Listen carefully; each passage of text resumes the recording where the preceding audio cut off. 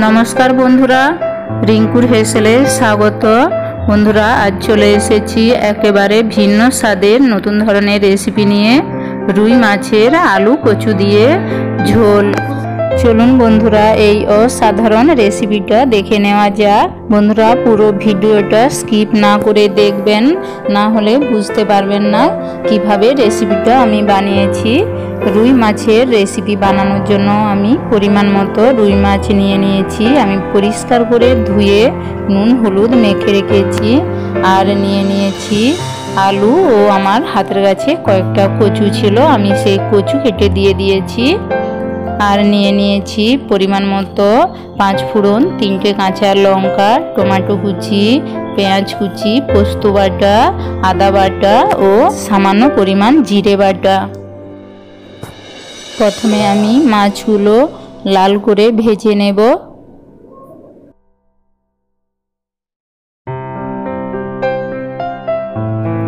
মাছের এক পিঠ ভাজা হয়ে গিয়েছে, আমি আবার উল্টে আর এক পিঠ লাল করে ভেজে নেব।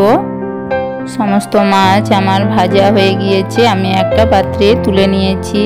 আমি আবারও থেকে যাওয়া মাছের তেলের মধ্যে আমি আলু কচু দিয়ে পরিমাণ মতো লবণ নিয়েছি।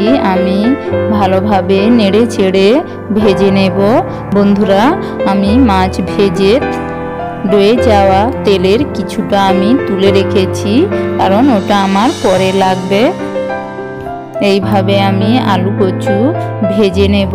আমার ভাজা হয়ে গিয়েছে। এবার আমি এর মধ্যে বড় বাটির 2 বাটি জল অ্যাড করব।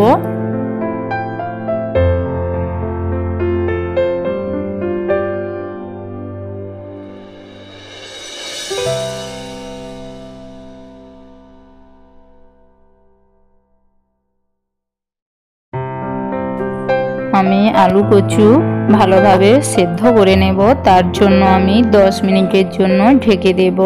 গ্যাসের আঁচটা আমি মিডিয়াম ফ্লেমে রেখেছি। 10 মিনিট পর আমি ঢাকা সরিয়ে নিয়েছি। আমার আলু কচুগুলো ভালোভাবে সেদ্ধ হয়ে গিয়েছে। আমি একটা পাত্রে নামিয়ে রাখবো।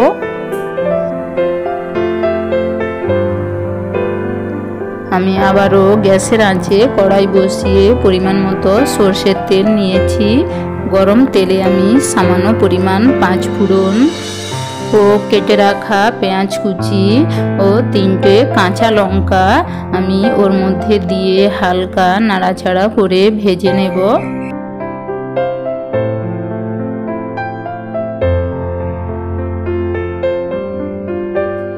পেঁয়াজ হালকা ভাজা হয়ে গিয়েছে, ওর মধ্যে আমি আদা বাটা, টমেটো কুচি ও পোস্ত বাটা দিয়ে আমি আবারও হালকা নাড়াচাড়া করে নেব। আমি পরিমাণ মতো হলুদ গুঁড়ো দিয়ে দেব, কারণ আদা ঠিকরে পড়তে পারে, তার জন্য প্রথমে আমি হলুদ গুঁড়ো দিয়ে দিয়েছি। আমি ভালোভাবে নাড়াচাড়া করে নেব।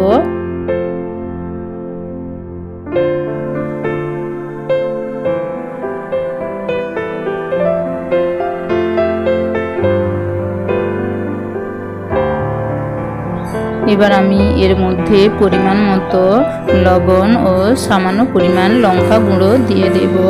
লবণের পরিমাণটা দেখে দেবেন, কারণ আমি প্রথমেই আলু কচুতে লবণ দিয়েছিলাম, তাই আমি অল্প পরিমাণে নিয়েছি। আমি আবারও ভালোভাবে নাড়াচাড়া করে নিয়েছি।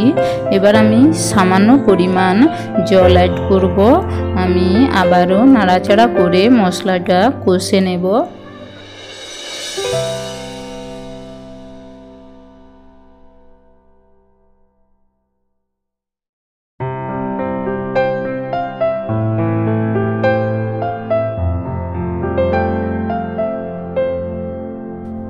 সমস্ত মশলাটা আমি ভালোভাবে কষে নিয়েছি। মশলা থেকে তেল ছেড়ে গিয়েছে। এবার আমি এর মধ্যে সেদ্ধ করে রাখা আলু কচু একসাথে দিয়ে আমি আবারও ভালোভাবে নাড়াচাড়া করে মিশিয়ে নেব।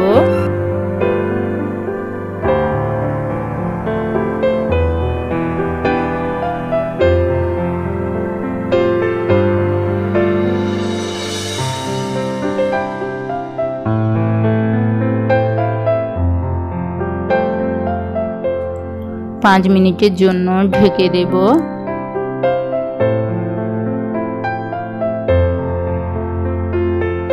5 মিনিট পর ঢাকা সরিয়ে নিয়েছি।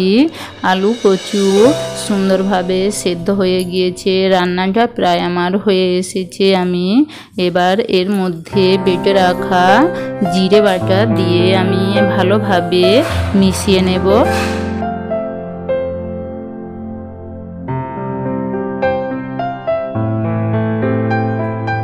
এবার আমি ভেজে রাখা মাছগুলো এর মধ্যে দিয়ে আমি আরও 2 মিনিটের জন্য রান্না করে নেব।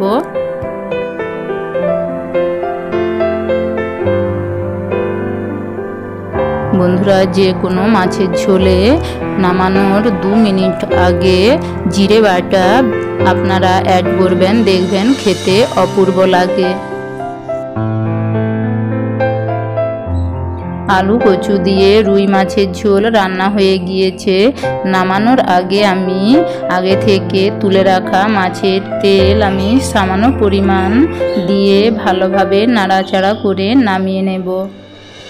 বন্ধুরা, যে কোনো মাছের ঝোল নামানোর আগে মাছ ভেজে রাখা তেল সামান্য পরিমাণ অ্যাড করবেন, দেখবেন এতে করে মাছের ঝোলের টেস্ট দ্বিগুণ বেড়ে যায়।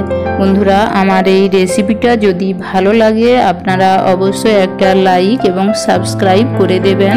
আমি একটা পাত্রে ঢেলে নিয়েছি। দেখুন বন্ধুরা, দেখতে কত সুন্দর লেগেছে এবং খেতেও দুর্দান্ত।